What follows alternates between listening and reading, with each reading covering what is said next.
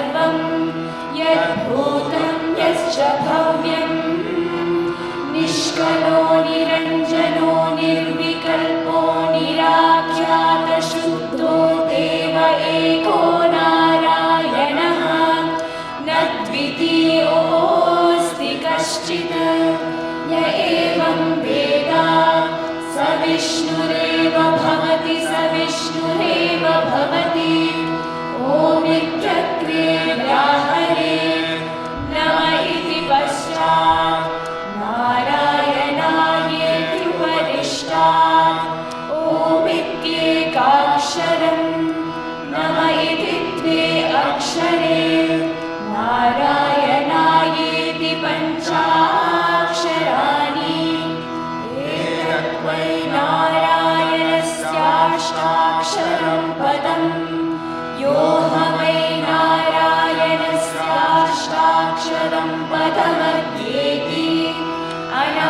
ध्रुवः सर्वमायुरेति विन्दते प्राजापत्यं रायस्पोषं गौपत्यम् ततो मृतत्वमश्नुते ततो मृतत्वमश्नुत इति य एवं वेद प्रत्यगानन्दं ब्रह्मपुरुषं प्रणवस्वरूपम् अकार उकार मकार इति तानेकदा समभरत्तते ततोमिति यमुक्त्वा मुच्यते योगी जन्म संसारबन्धनात्।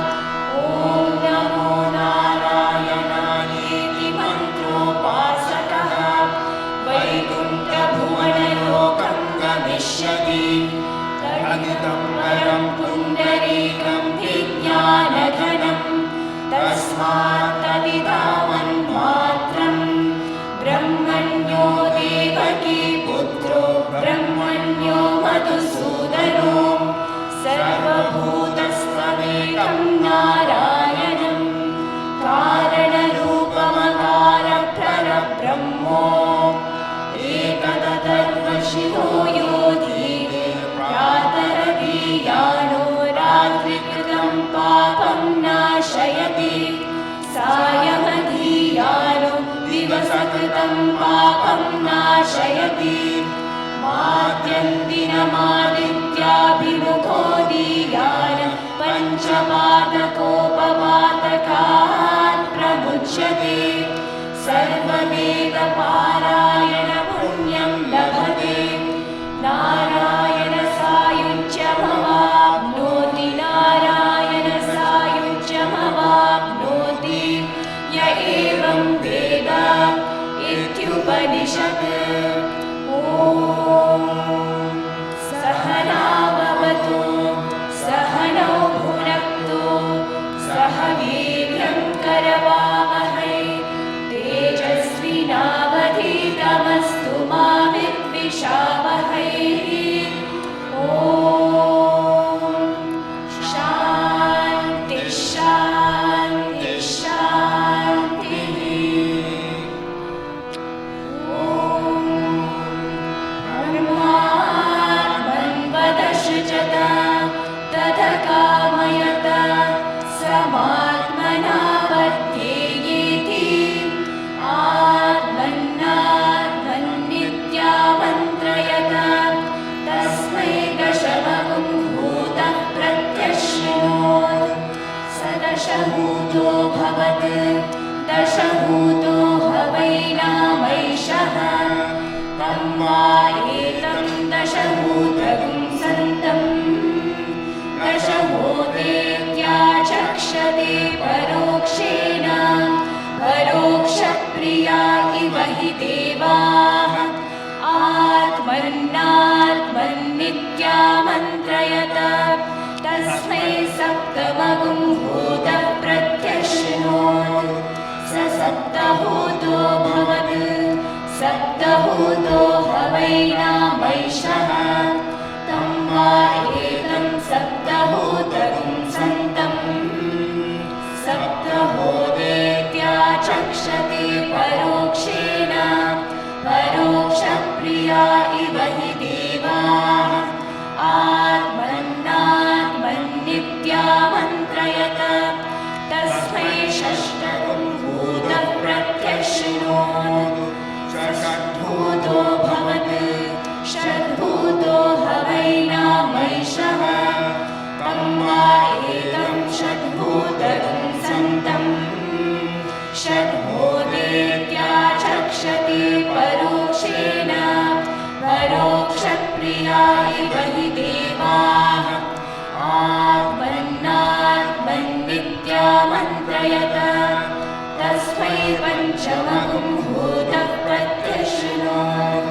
स पञ्चभूतो भवत् पञ्चभूतो हवैनामैषः तं वा एतं पञ्चभूतगुं सन्तम् पञ्चभूतेत्याचक्षते परोक्षेण परोक्षप्रिया इव हि देवाः आत्मन्नात्मन्नित्यामन्त्रयत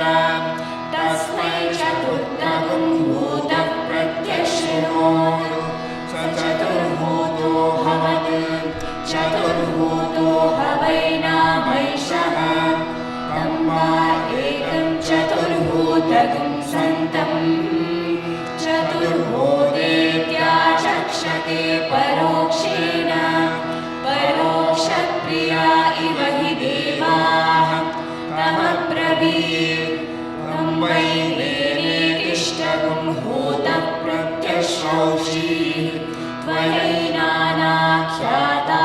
इति तस्मान्नुहैनागुंश्चतुर्होतार इत्याचक्षते तस्माच्चुश्रूषु पुत्रानागुं हृत्यतमः नेदिष्टो हृत्यतमः नेदिष्टो ब्रह्मणो भवति य एवं वेद आत्मने नमः। ॐ शान्ति शान्ति शान्तिः। स्वस्तिक्षरपदप्रसन्मात्राहीनं तु यद्भवेत् तत्सर्वं क्षम्यतां देव नारायण नमोऽस्तु ते। विसर्गबिन्दुमात्राणि पदपादाक्षराणि च न्यूनानि चातिरिक्तानि क्षमस्व साईश्वर। अपराधसहस्राणि क्रियन्ते हन्निशं मया दासोऽयमिति मामत्वा क्षमस्व साईश्वर। अन्यथा शरणं नास्ति त्वमेव शरणं मम तस्मात् कारुण्यभावेन रक्ष रक्ष साईश्वर। हरिः ॐ तत्सत् श्री साईश्वरार्पणमस्तु। स्वस्ति प्रजा